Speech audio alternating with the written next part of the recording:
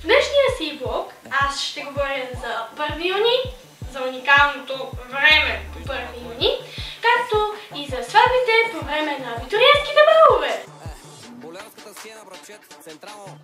Доста мъже са стигнали до извода, че на 8 март на милите момиченца, които се признават за жени, трябва да им се подаряват цветя.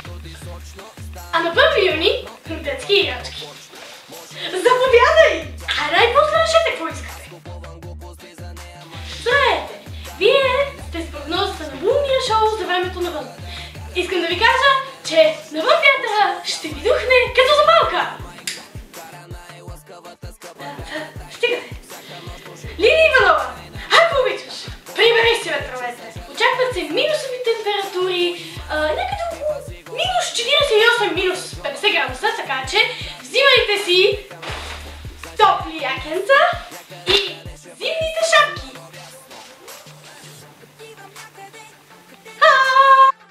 Обикновено на сватбите, които са по време на абитуриентските балове, трудно можете да се ориентирате дали са на сватба или сте на абитуриентски бал.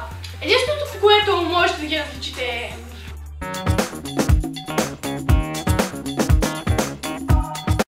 кой каза? 1, 2, 3, 4, 5, 6, 7, 8, 9, 10, 11, 12!